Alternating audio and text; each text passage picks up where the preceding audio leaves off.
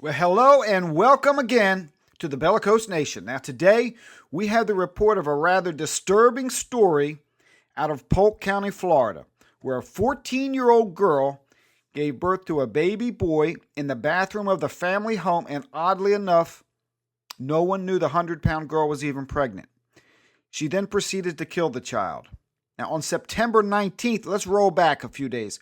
On September 19th, the Polk County Sheriff's deputies and officials from the Florida Department of Children and Families were called to the Lakeland Regional Medical Center after the Lakeland girl, Cassidy Goodson, was treated for what was reported to be a miscarriage.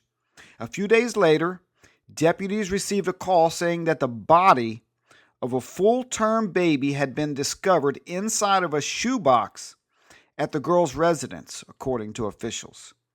Now, Goodson's mother found the baby's body after she noticed an odor while collecting dirty laundry in her daughter's room.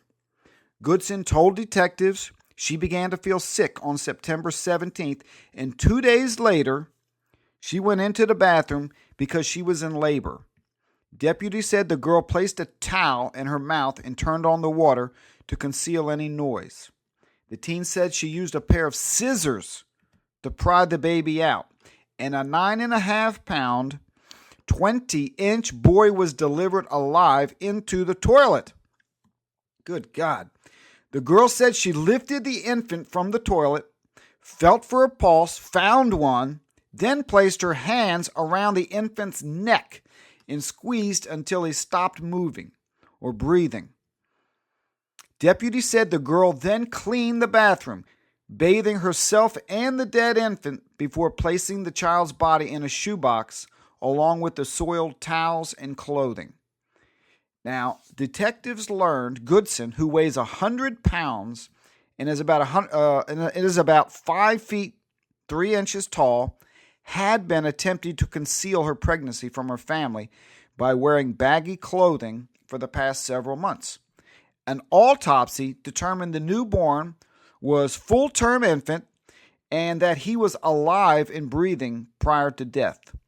The cause of the death was the result of asphyxiation and strangulation and blunt force trauma. Good God. According to the sheriff's office, Goodson told detectives that she choked the baby to stop him from breathing.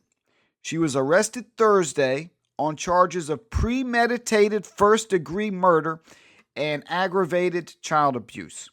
Now, there has been suspicions that the girl was pregnant. Relatives confronted the mother, and 2 pregnancy tests were taken, but none showed she was pregnant, but no one was present when the tests were taken.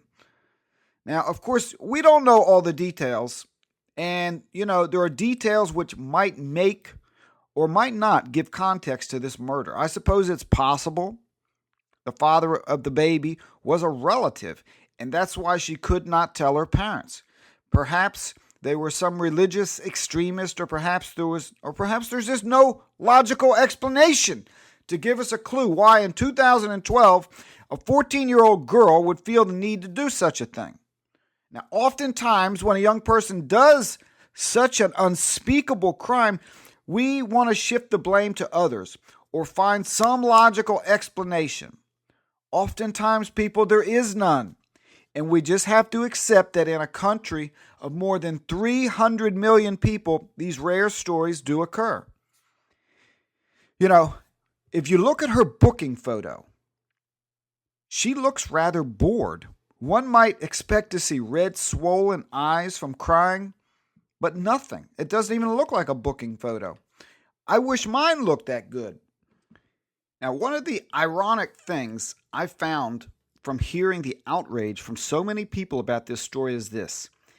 This same girl could have legally destroyed the same child weeks before by buying a legal abortion, medically known as intact dilation and extraction, or partial birth abortion. And no matter what your views on our abortion, the abortion industry and President Obama fight for the unfettered right of essentially doing the very same thing this child did. even into the third trimester of development, predicated on the principle that it's her right and it's her body to choose. In fact, more than 2,000 of these partial birth abortions are done every year in this country.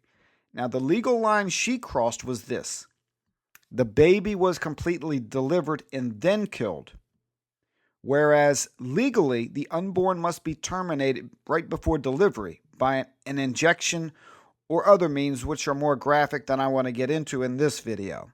So I ask you, how can we as a society condemn this girl so harshly with a first-degree murder charge when this baby could have been legally destroyed any time before delivery?